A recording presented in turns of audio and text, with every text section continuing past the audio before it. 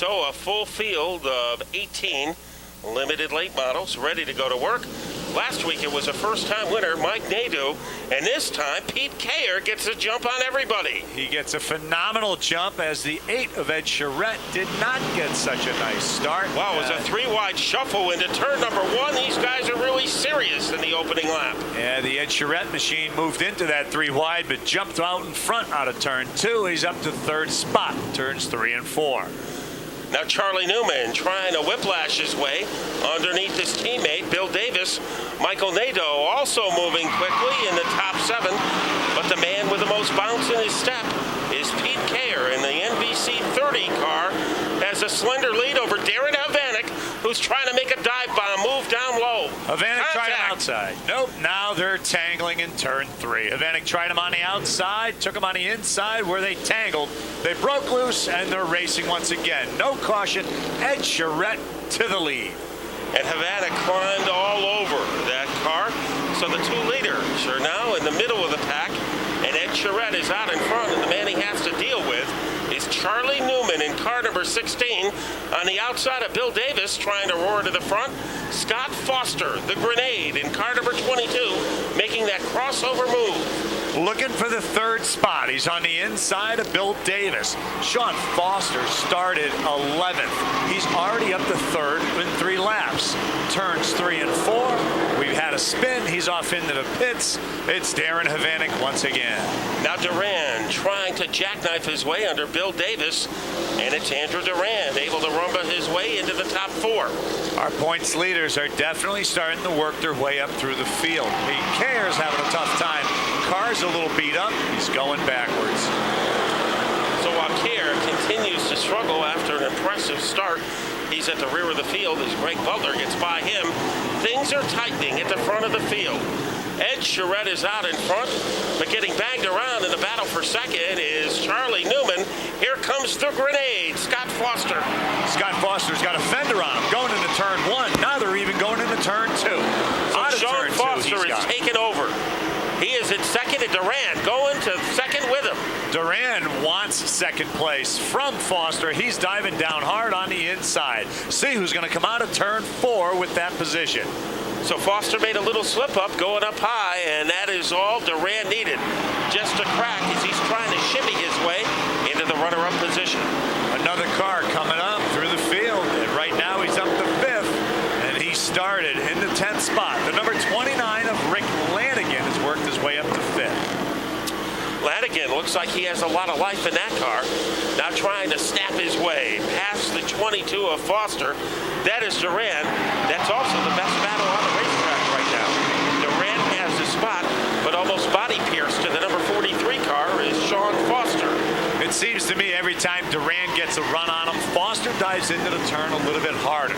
Gets that momentum coming down the backstretch. But this time, Duran takes him on the inside, gets the position from him in turn 4. But look what Foster does if he tries to dance to the bottom.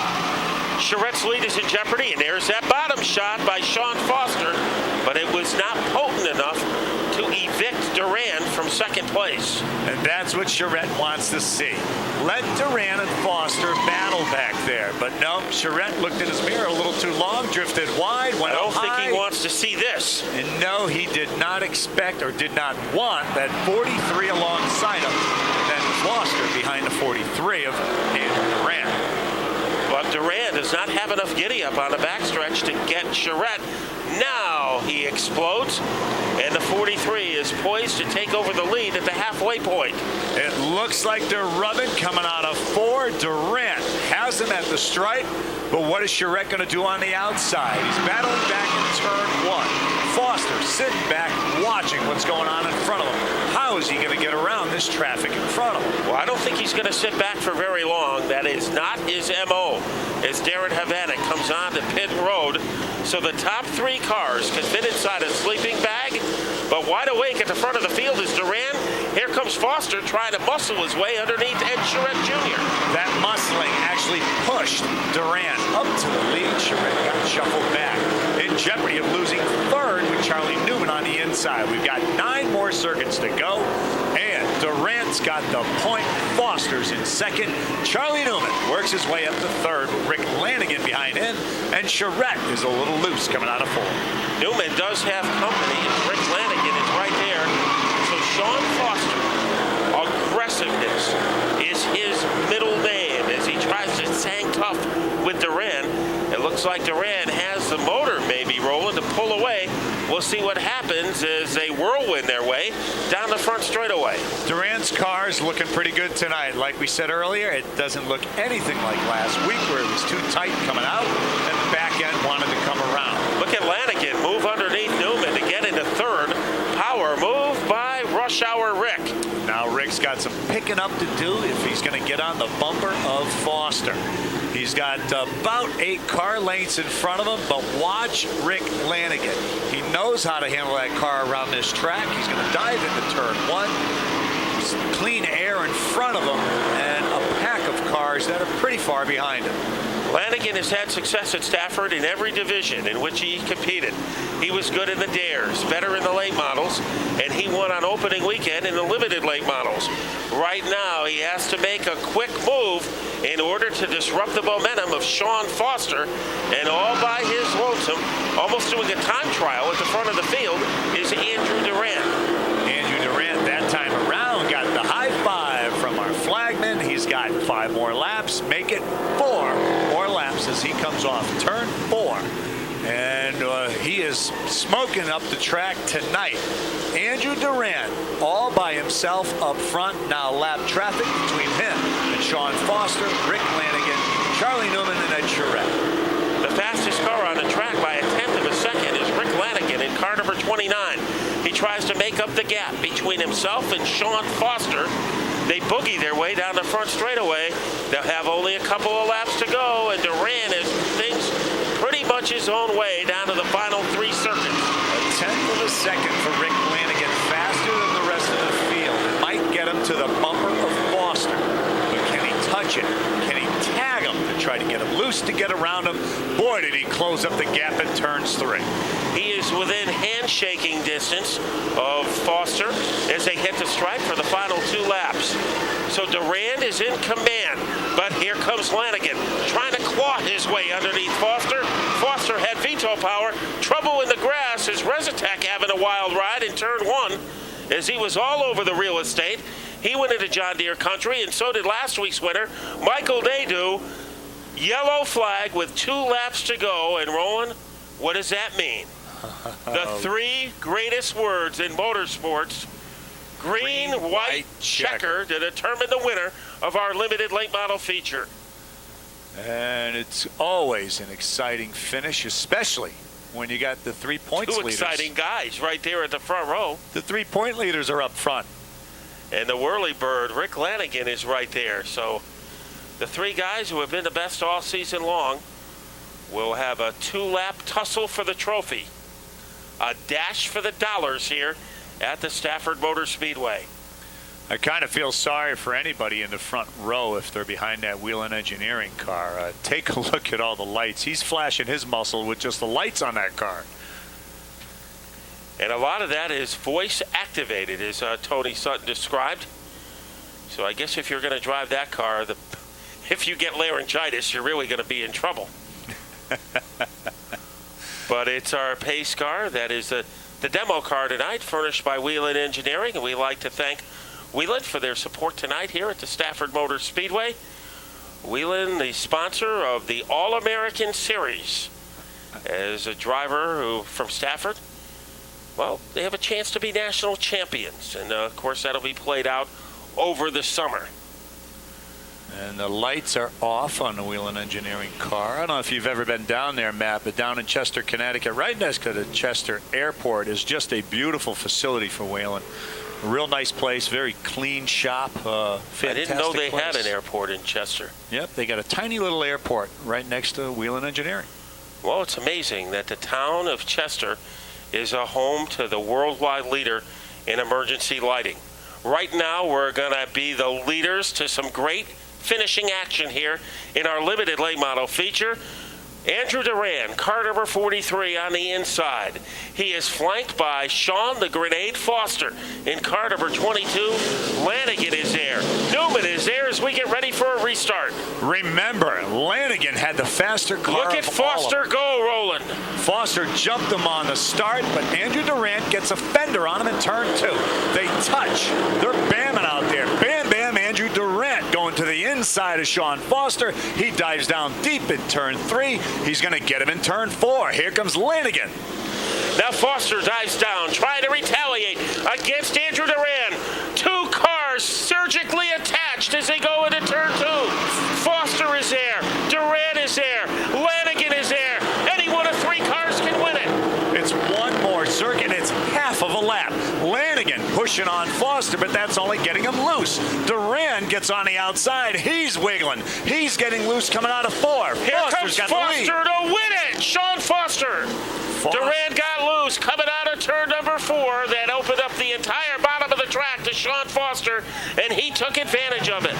Lanigan will finish 3rd. Charlie Newman 4th. Bill Davis 5th. What a breathtaking 2 laps. And Sean Foster took advantage of the fact that the 43 of Andrew Duran got a little bit of a caffeine twitch coming out of the 4th corner.